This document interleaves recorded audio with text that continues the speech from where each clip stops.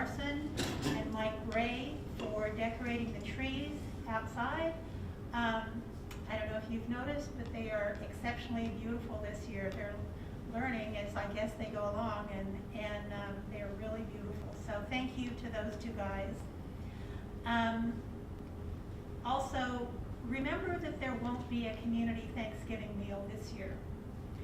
And not encouraging people to have them in their home, but think about your neighbors and think about people that might just be totally alone or whatever. So be a good neighbor.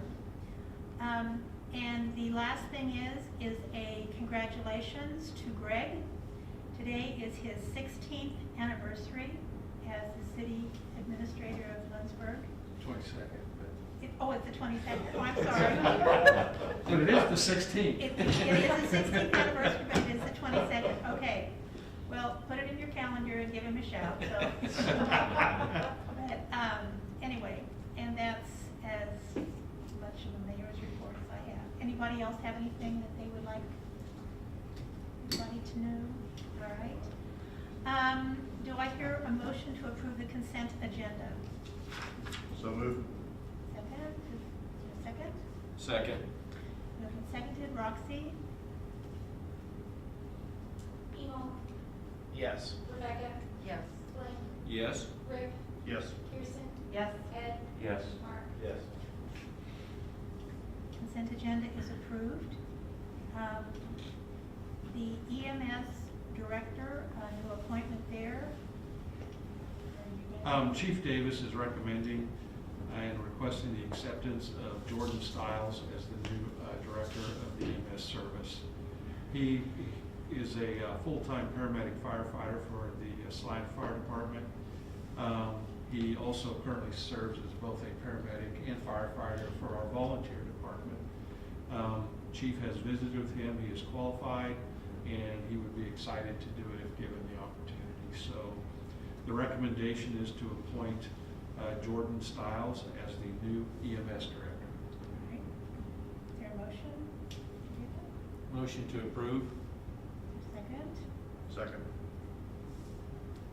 Anybody else have any questions or Is anything that about that? a volunteer position too? The part-time EMS director gets a salary, Okay. a small salary, and then they also get run fees and training fees on top of that. Any other questions? All those in favor say aye. Aye. Those opposed? Welcome to Jordan Stiles. Who was the director? Alicia Shoshki, she took a full-time position and doesn't have the time to devote their new full-time position in EMS director. Okay. All right. Is there any report from P&Z? No report. Old business? No old business. Ordinance 5267, mandatory mask ordinance. You have in front of you ordinance 5267 regarding mandatory masks. The current ordinance 5262 expires on December 8th, if I remember correct. This would go into effect December 9th. Two changes to make you aware of. We were doing this essentially on a monthly basis. One of the changes is that this ordinance would stay in effect until rescinded by formal action. And the second is under section 2, I or 1A, where inside any indoor public space, and it did used to say where distancing of 6 feet at all times is not possible. In discussion with the chief of police, he had requested that that be removed because there are certain situations where they get called to locations, and even though there may have been distances not maintained of at least 6 feet, when they get there, the person wearing the mask says, well, there's plenty of room, and it becomes essentially unenforceable. So that was the other change that's been made in this ordinance. I hear a motion to approve this ordinance? So moved. Is there a second? Second. Any discussion? Yeah, on the 6-foot distance issue, I do know the county ordinance is still worded that way. And in fact, I think Sedgwick County's is as well as the MAC. I'm guessing we're just trying to actually enforce this against a few specific people. Well, I wouldn't say necessarily few specific people as much as some specific locations where there are frequent calls but not able to enforce because of the space. I also know, like in Sedgwick County, it's not only 6 feet, but they also don't let, under their ordinance, the capacity or fire rated or fire capacity in attendance can't be greater than 50% occupancy. So there's kind of a double requirement in those ordinances, either 6 feet and a maximum occupancy of 50% of what the maximum fire occupancy. Man, it's not weird to have an ordinance that is almost the exact same as the one that affects the whole county, but ours is just one line different. That's not a problem with anyone here. Well, I mean, I can't answer for everybody else, but under home rule authority, we have the authority to set what, or you have, not we, you have the authority to set what you believe is right as city council. Could you repeat the change again? It's under section 2(1)(a). It read previous ordinances inside any indoor public space where distancing of 6 feet at all times is not possible. The last half of that has been stricken. In other words, where distancing of 6 feet at all times is not possible has been stricken from the proposed ordinance. I think my feeling is if the enforcement arm is asking for that to make it more enforceable, it makes sense to follow what they're doing. Because I mean, I know I personally have heard multiple situations in the last 2 weeks alone where people are tired. They're tired of the pandemic, but we just saw our rate is 42.6%. Now is not the time to stop wearing your mask because you're tired of it. So, but I mean, that's gonna make it where if you go out to like, let's say Viking Auto Supply or Caps or something and they're doing it this way, that's illegal. But you drive 1 mile outside town and go to Smoky Valley Shooting Sports and they're doing it and that's okay. That's gonna be the confusing part for anyone coming from out of town. Well, we already agreed to a change to our ordinance compared to the public one once already. So, I mean, compared to the statewide one once already. So I don't think it, I mean, it's a fair point, but we've already gone down that road. I mean, I understand your point, but it still comes back to what you want to do as city council. Have we ticketed anybody yet? I'm sorry? Have we ticketed anybody yet? I don't know. I know we visited with a lot of people. When I say a lot of people, I mean they're making several contacts a week, and this is on a complaint basis. They're not actively walking into businesses looking for people not wearing masks, but they're responding to anywhere from 8 to a dozen complaints a week. And the whole goal, if we go back to the start, in the very beginning, was to encourage compliance, not necessarily to issue tickets. And in some of these instances, and going to why they would like to see the 6 feet go away, is they're starting to run into some repeat offenders, and they've been saying, well, I can stay 6 feet away from everybody. Well, you can until you check out, but they're not checking out, so. Well, I don't like the 6 feet, I think, from the beginning, just because it's subjective. I don't have a measuring stick that I hold around me that shows me I'm 6 feet away, so that's, and then again, he can be 6 feet away, or she, and then the cop gets there and they're not. I mean, it's a total moving target, that kind of stinks. But I think at some point we have to enforce it, or everybody just kind of, we know we're not gonna get a ticket. And I think that's some of the frustration with the businesses, is that it just doesn't change. People come in, they know they're not gonna get a ticket, and they don't care. Well, in that context, it's not just a matter of, we have a mask ordinance, we need to put on a mask, is if they don't have a mask on them, if they're first asked to put on a mask, if they have a mask on and they put it on, it's done. If they don't have a mask, they're offered a mask. If they're offered a mask and don't put it on, then they will get a ticket unless they're greater than 6 feet from somebody, from everybody, I should say. And then that particular piece moves them outside of the ability to enforce it. Now, if this were removed and that final step of, okay, here's the offer of a mask and you're not willing to put it on, then the ticket would be issued. Is how the enforcement has been happening on this. And there are a number of other exceptions too, if I'm not mistaken. I mean, isn't it children under 5 don't have to wear a mask? There's other medical conditions that allow people not to wear a mask if there's medical conditions around that. If I am a person and I don't have a mask on in a store or a public place, and I say I have a medical condition, I don't have to state what that condition is, do I? You have to have a form that says that you don't have to wear a mask. I have to have a form? And they have, I mean, Or a letter issued by your doctor. yeah, I mean, it's, I've seen those. Where does it say that in here? Yeah, it doesn't say the business is I don't- required to that's check not- that the that's not person part of has a this ordinance. form. Yeah. I'm saying that the doctors are prepared to say, give someone a statement. If they come to them and say, I've got anxiety and whatever, the doctor can write that out and say, this person has anxiety.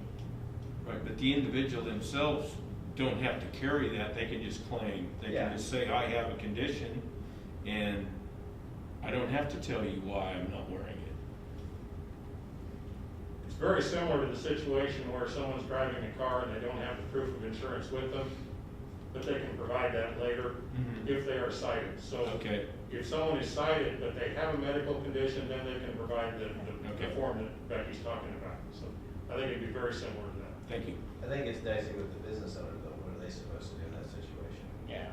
Hey, you walked in here, you say you have a condition, what do I do? Oh, I agree. That would have to be something between law enforcement and that individual. I mean, at that point, you really need to put the responsibility of the customers on the customers, Yeah. not on the business owner. But it's not worded that way, it's on the business owner. Which, how are they gonna prove that after the fact? Many business owners have reached out to the police and said, I've got a problem. And, if they are saying in their business, you gotta wear a mask, and this person is not, the business is not gonna confront the person and say, get out of my store or whatever. They can just say to the police, this is what's happening in our store. And that has been happening.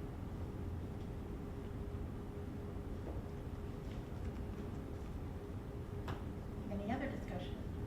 If we're gonna start enforcing this, are we just gonna have a police officer sit at Casey's every morning? Cause I mean, I go there almost every morning, I wear a mask, but dang sure there's a lot of people that don't, like every single morning. They don't even have to wait for the phone calls. They could just go and sit somewhere in a parking lot, watch people go in, and they'll have enough to write tickets all day long. If we're gonna actually enforce this, why don't we enforce it like speeding tickets? They have speed traps. Well, I just think that's part of the complaint from the businesses is there's gotta be some fear in the people because they get probably told this every time they go into a business and they just don't care. And by the time you're in and out of Casey's, it could be a minute, which is ridiculous that you can't put a mask on for a whopping 60 seconds to go buy a coffee. But anyway, that's mass shaming for me. That's the thing, the businesses, we have to start passing out tickets so people know, you gotta wear a mask. I know we don't wanna pass out tickets, but we've been in this for, We don't have a staff big enough. Does the county, because the county's enforcing it but I mean, now. just, you have to have an example of it. Like, if somebody knows that the cop may sit at Casey's in the morning and start handing out tickets, that spreads, and people are like, well, crap, I'm not gonna screw around with this anymore, because, I mean, I'm not asking this to happen, I'm just giving you an example of what the business have said. If you don't give tickets, there's no fear in people. They're not scared, because there's nothing, we've not issued citations. Now, if they start saying, look, you go to Lindsborg, you're gonna get, whatever it is, $25, that starts to spread, and, you know, it just has a little more meat on it than just passing ordinances and not issuing tickets. Well, I mean, I just think we're past the point of awareness. Everybody knows, almost every place has a mask law. I mean, I'm with you. I mean, what is the point of having it if we're not gonna enforce it? So. But that's not me speaking, that's just me talking to business owners, that's what they're saying is, I'm not, my hands are tied here. I can't do anything, and there's no tickets. I mean, I'm Well, not asking what for they more can do tickets. is if they can say, please leave my business. That's what they can say. They can say that to anybody, Sure. somebody shoplifts or whatever else, get out of my business. It's your business. Well, and again, I mean, the chief requested that this statement be removed to make enforcement easier. So I think, you know, we're all kind of maybe heading in the same direction, right? Which is, we mean this, and so, I mean, I guess pursuant to the outcome of this vote, that's what we mean. If we don't have the manpower to enforce it, then why don't we just start calling the county every time we have a complaint? Because aren't they now obligated to enforce it? That's probably more a question for Bill. Is the county obligated to enforce their ordinance? Their ordinance would apply, at least my understanding of it is it would apply to anything except cities that have been acting under their own home rule authority. So our rules here within the city control within the city. The areas of the county that are not controlled by home rule cities, probably, yes, that the county resolution would apply. Okay, so it wouldn't, even if we didn't have a COVID ordinance in Lindsborg, it wouldn't apply to us because we have home rule. If we have something on the same topic, yes, yes. If we had nothing, then it would. Correct. But if we had something saying anything different than what they do, it doesn't. Correct. If I may. What the resolution, the counties adopt resolutions, not ordinances. The resolution that the county adopted only applies to the unincorporated areas of the county, one, and two, it encourages those municipalities within the county that do not have a mandatory mask ordinance to implement one. It doesn't, the way they adopted it, the language is such that it only is for the unincorporated areas of the county. So in your question is, Yeah. you're not gonna get a sheriff come in to enforce a local government ordinance. I see. It's our home rule authority here that allows us to do that. Yeah. I disagree with the 6 feet. Again, I don't like the 6 feet anyway, because what's 6 feet to me is not 6 feet to somebody else. If you're gonna go into a place of business and you have to check out, you're gonna have to be within 6 feet. Unless you're gonna throw your money or your card at somebody, I mean, it's just not realistic. It's okay, they touch all your stuff anyways, and then hand it back to you, and then you touch it, and then you go. I have I guess a comment on a little different issue. I'd like to see us keep an end date on it rather than not have an end date. I'm no psychologist, but I think just from a psychology standpoint, it would make everybody feel better if 1 month, 2 months, 3 months, we had an end date rather than just open-ended. Well, if you have no end date, I mean, technically speaking, it takes a motion of council to rescind it. So all it requires for somebody to bring it up is for somebody to say, hey, this month I'd like to have that on the agenda again. And if somebody seconds it, then you have discussion. And then it's a vote, and then it's a yes, no, and you move on. So, I mean, theoretically, it could still be voted on as frequently as we had council if people wanted to. Is that correct, Greg? That's correct. Yes. So, I mean, I'm with you. I don't like it, but it's not as detrimental as people probably think. Yeah, it's just more of a, I think, more of a psychological You thing got than an actual hindrance. Yeah. Any other discussion?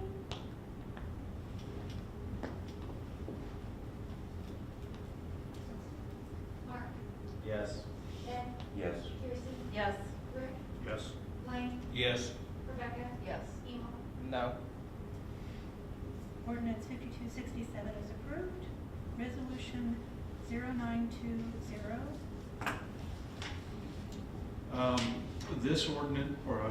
This resolution would name the city website, www.lindsborgcity.org, as the official city newspaper.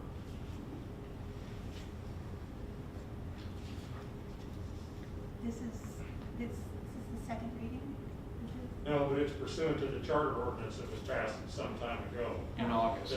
That after the 61 days after 60 the days. publication, this now is a potential response or the next step following that charter ordinance. Okay, thank you. Do I hear a motion to approve resolution 0920? So moved. Second? Second. Any discussion? I'm sure everybody's had emails, because I've had emails. I've had more contact on this one than I have any other issue since I've been on council, and it was all opposed to it.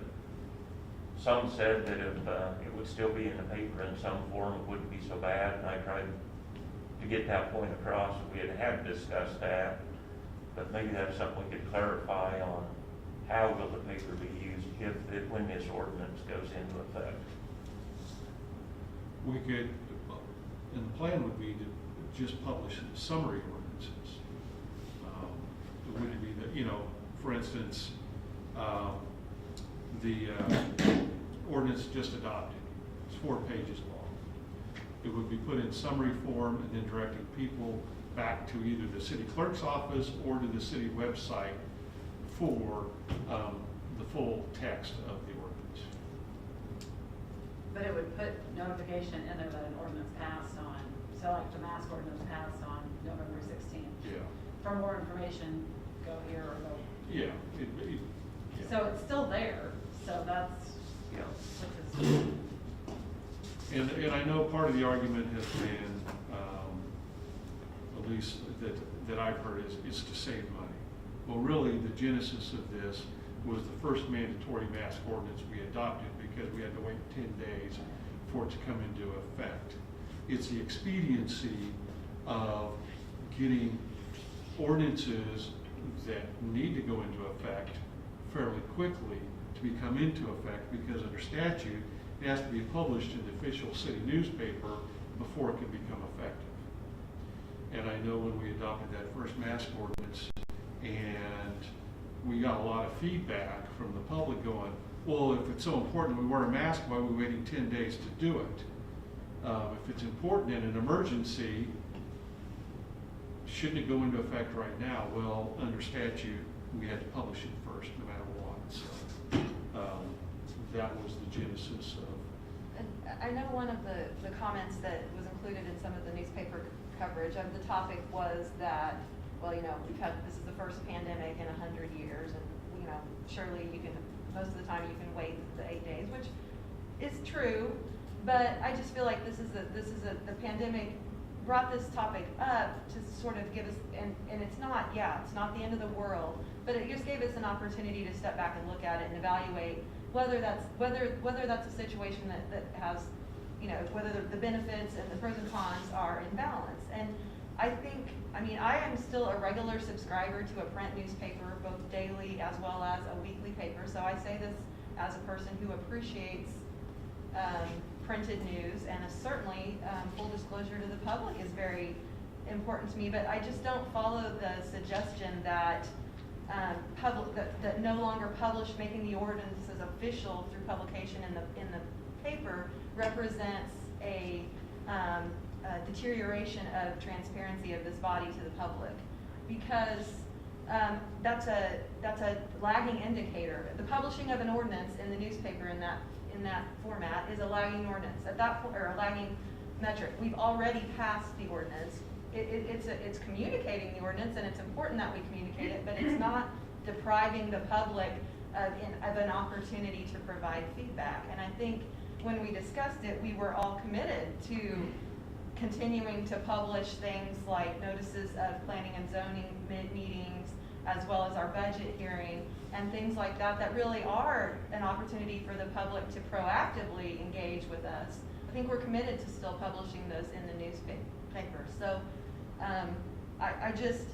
I mean, as long as I think as a body that we're committed to publishing these summaries and maintaining that that proactive communication, I think this is an enhancement of transparency with the public, because as you've mentioned, our minutes are shared, our meeting agenda is shared with the newspaper. It's shared on Facebook. It's shared on our website. It's shared in multiple ways, and it will continue to be shared in those same ways. And one other topic that's been suggested as a downplay side of this is that it's discriminatory to older citizens of the community. And I think there probably are fewer computer users in that demographic. However, the 70+ set that I'm acquainted with is pretty darn savvy on Facebook and on the website. And then again, we are not pulling back in our weekly news record communication. So that outlet is still there to them. So anyway, those are my thoughts on this topic. They're great. I mean, and that's a lot of kind of what I felt. The only thing that I really do kind of side with on the side of transparency is not having the full written ordinance. And then the problem that you do run into is, just as an example, let's say you took like the last mask ordinance that was posted, and now this one comes enacted tonight, and tomorrow morning, let's just say you go out to the park store or something and they still got their 6-foot stuff. That's not legal, and they pull out their printed one and go, well, this says that, and there's no new one. You start running into some issues there. So I mean, there's definitely got to be some kind of if we're going to do both, if we're going to have printed and that, there definitely has to be a disclaimer that that is the ordinance on that date. It could change between now and the next newspaper. And the disclaimer is this: the official ordinance is the one that is registered at the city clerk's office. It is not the one that gets printed. If there's a typo due to typesetting or it got sent over incorrectly, the official one is still on file at the city clerk's office no matter what gets published or where it gets published. So the idea that they pulled one out of the newspaper and it contradicts what we have on file at the clerk's office, what's on file at the clerk's office is the official record of the city, not the newspaper. And that would even apply for the website. Exactly. I mean, That's that's correct. there could be a typo there as well It that you doesn't could matter. have. Okay. Well, that adds another layer to this. Well, and food for thought is on the issue of transparency. That's been thrown out quite a bit. And this practice started before I became city administrator, and I've been here 20+ years. In fact, it started 2 administrators before me. So it shows you it's a system. It's not just an individual administrator's practice. But every Friday report that you get, the newspaper gets. Every council packet that you get, the newspaper gets. And if they felt it was important to publish those ordinances verbatim, due to accountability and transparency, the information is provided to them. It doesn't prohibit them from still publishing that. It's just not the official publication. So basically, it comes down to its expediency, which is where we were in the first place. Like, Right. we're doing it for expediency because nothing else is really changing here. Yes, and So, I mean, it's not really an issue to me. And so, you brought up, well, in a pandemic only happens once every 100 years. Tornado, floods, other, you have emergency ordinances that need to be put in place, that I can tell you, if we waited 10 days for a contractor ordinance to come into play after a tornado, we'd have the potential for many of the citizens of the community to get fleeced by not having that registration process, requiring them to be registered and proof of license, et cetera, with the city. Because they will show up, and they will show up quicker than you can imagine. Not knowing the circulation of the paper, I would have to imagine that by not putting it on our website and relying on the paper, we would be missing a whole nother audience. So I mean, the argument's on both sides. Like, I don't know the numbers, but I would assume more people digitally would access this information, because I don't get the paper. That's, I'm not saying I wouldn't want to, or I haven't paid any attention. I don't get any newspapers. I haven't for a long time.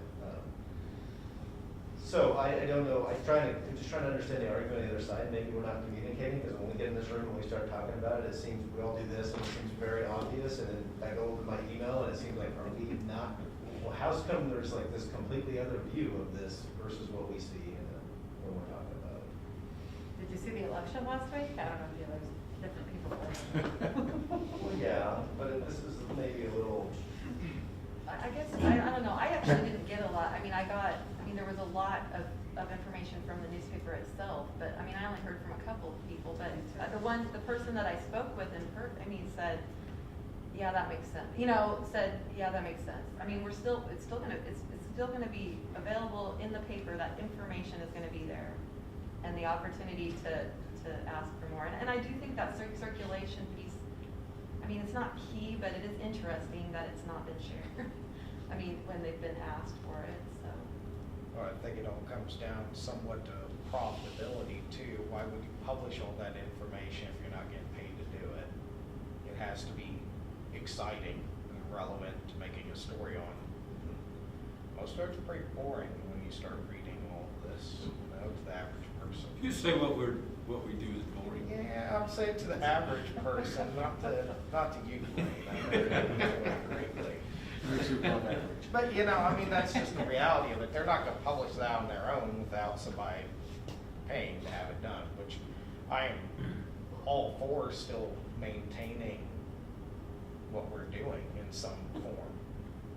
Well, at staff meeting today, the question came up because we run a monthly ad in there of activities and stuff that are going on with the city. I said, well, are we going to quit doing that? And I said, no, the reason this ordinance, or the charter ordinance was done, and to name the city website, is a matter of expediency. It's not a cost savings. The driver is not a cost savings. It's the expediency of the ordinance actually coming into effect. We're going to continue to do the monthly advertisings we do. We're going to continue to sponsor the pages, whether it's a veteran page or the school district page and things like that. We will continue to do that, as well as summary publication of ordinances.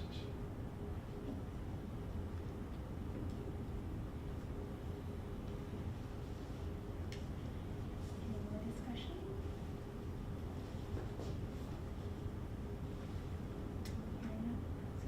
Emo. Yes. Rebecca. Yes. Blaine. Yes. Rick. Yes. Pearson. Yes. Ed. Yes. Mark. Yes. Resolution passes. Change order for Stockholm Estates. Change order number 1 for Stockholm Estates has 3 changes in the order itself. Section 1 changes the delivery or substantial completion date from September 1 of 2020 to a date that is based upon the delivery of materials. During this time of COVID, it's in fact impacted construction and manufacturing, et cetera. When that September 1 time date was put in place, there wasn't the supply chain issues that we have been experiencing with this project. This would make it, instead of a hard date, it'd be based upon the delivery of materials. Section 2 changes the liquidated damages. Instead of $100 per $100,000 of contract, it changes it to $300 per day, which typically, at least in the contracts I've seen for liquidated damages, is more typical as opposed to the value of the contract itself. And section 3 is just changing the station numbers for the drive entrances into Stockholm Estates. I have visited with the developers because the big concern was having a somewhat open-ended substantial completion date. And visiting with the developers, they don't have as much of an issue with it.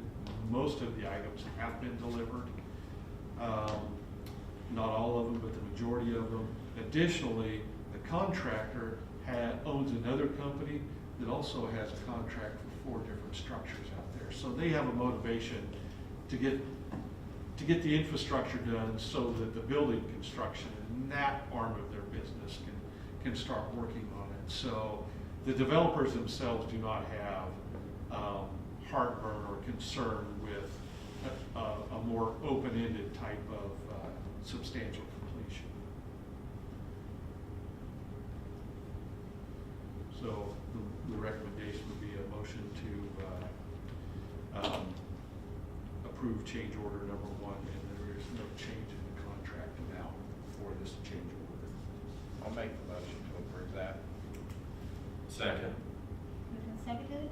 Any discussion? Well, I can just say, as one being involved in construction and trying to provide material, we are faced with these very same things. Things that we normally would say would take 2 or 3 days to get, or 2 or 3 weeks. We can't get answers as to when things are going to be delivered. So I think trying to hold contractors to something, and it sounds like they're already getting a good percentage of material on site, which is good. But I think it makes sense during this time. They're facing challenges. They want to get it done. We allow some exception to it. I think we're probably showing them that we care, because that's like a $700 a day difference. That's huge. So, All right, any other discussion? All those in favor say aye. Aye. Opposed? Change order number 1 is approved. Change order number 2. Change order number 2 for Stockholm Estates deals with stormwater mitigation, the pollution control measures. When this project was bid, the engineer and the developers had not gotten a response back yet from the Kansas Department of Health and Environment in terms of what stormwater control measures and pollution control measures would need to be put in place. So the project was bid without those measures, and we have now received those measures from the Kansas Department of Health and Environment, and that is for permanent seeding and mulching on the site. The change order for those 2 additions to the contract equals $13,771.25. The recommendation is to approve change order number 2 in the amount of $13,771.25. Do I hear a motion to approve this? So moved. Second? Second. Moved and seconded. Any discussion? We need to do a voice. Roll call. Okay. Kirsten, Yes. Yes. Blaine, yes? Rebecca, Yes. Emo, Yes. Mark, Yes. Ed. Yes. Motion is approved. Okay, transformer reconditioning quote. We have transformers in inventory that have been pulled out of service. In other words, they were replaced with newer transformers. And with these transformers have been pulled out of service, we send them in for reconditioning, depending on the level of work. It can be anything from just changing out the oil to completely redoing the windings inside the transformer. A quote has been received from Midwest Electric Transformers. They are also the company that we approved the transformers for Stockholm Estates. The quote is in the amount of $7,325 plus sales tax for the reconditioning of 4 spare transformers for our stock inventory. One of these is a unique transformer in that it's only used at one location. We keep it on inventory as a backup transformer for Bethany Home. It's the only location that uses this type of transformer. And that was one that would be reconditioned so that we would have a backup in case something did go bad with the operating transformer. So the motion is for $7,325. Yes, not to exceed $7,325 plus sales tax with Midwest Electric Transformer. So moved. Second. Moved and seconded, any discussion? Roxy? Rebecca? Yes. Emo? Yes. Mark? Yes. Ed? Yes. Kirsten? Yes. Rick? Yes. Motion Lynn? Yes. Sorry. Okay. I'm awake. All right, executive session. Mayor, I move to go into executive session to discuss the acquisition of real estate exception, KSA 75-4319B6 for 10 minutes, and to include the city administrator and the city attorney. The open meeting will resume at 7:23. For your motion, So or moved. you did make a motion, do I hear a second? That was a motion. That's right. All those in favor say aye. Aye. Opposed? Are we going? We will to- go upstairs. The lights are on already. Are we going the long way or the short way? Either way, we'll go. Stay 6 feet apart. Split up. Wear your mask.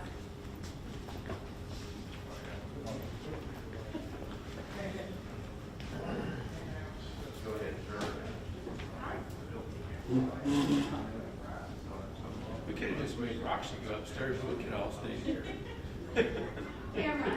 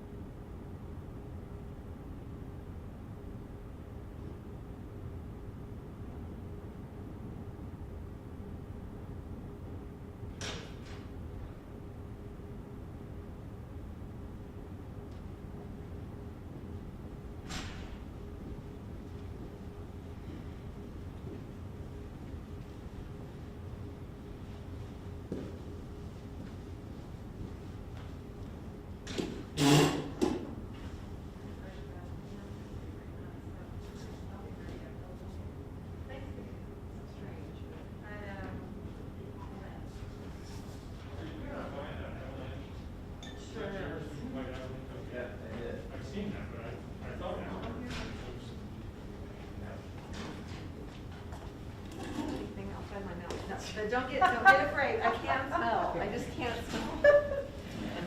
It probably smelled when I walked in.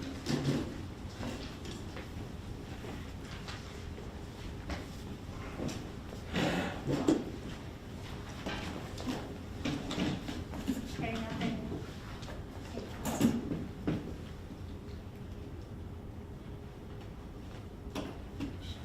No action was taken. Couldn't think of any action. Any other others? If I may, Yes? I think, do I have everybody's evaluation submitted? Perfect, thank you. I have a question. The grants that were given to, business owners in town from as part of the COVID relief, Yes. are there any, did they have to sign any agreement to, code of conduct or anything around that? Or, it's been noted to me that one of the business owner recipients of that is kind of a chronic mask infraction. Specific to across the code of conduct, no, there was not a Okay. requirement. There was other requirements. They had, I mean, basically they had to meet low to moderate income guidelines where Right, 51% of their workforce. I mean, there were eligibility requirements. Yes, yeah, but there weren't yeah. any code of conduct. Okay. I received the same concern from a citizen who was concerned that the business received COVID funding and is not following. And I would COVID agree that health I would guidelines. agree that I'm disappointed in that, Right. but I don't, I mean, don't know what to do about it at this point, but. it's disappointing. All right. I do have two questions, Yes, if sir. nobody else has anything else. Okay. One, the business listening session is on November 30th. Would you prefer to do that in person or via Zoom? Depends on if we're at 90% positivity rate in McPherson County or still at 42. Business listening session, it's a session, can't remember how many businesses are invited. It's a conversation for council and businesses to visit with each other. Because we're looking at our comprehensive planning process, things like that. How many would be in attendance? I think there's 8 businesses that would be part of the discussion and council. So about 17 to 20 people. That's always enough.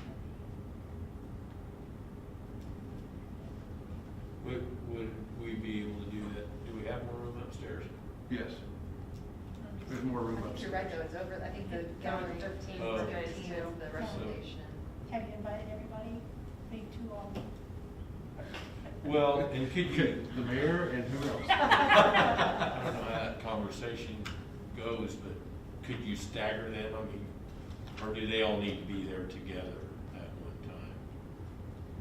Might honestly be better if you staggered, I mean, you had If 4 you had businesses and then 4. 2 or 3 so it's come not and- quite so overwhelming with input. I think it's difficult to have that kind of conversation in a Zoom meeting, Yeah. but I also understand the rules with which we're playing by now, so I don't know how we accommodate that, but. Well, let's do this. We'll see if we can either stagger them or do it as 2 separate meetings. May not necessarily be the same evening, but maybe we can work something out that way after visiting with those businesses. And then the follow-up is similar in nature. Council meetings continue in person or via Zoom.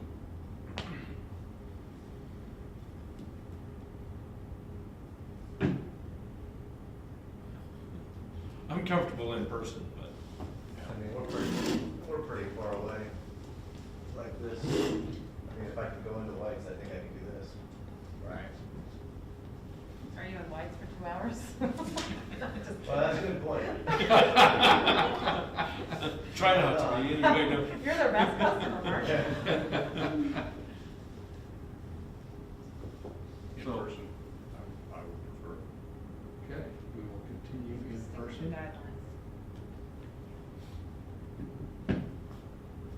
Okay, thank you, everybody. Was your motion to adjourn? So moved.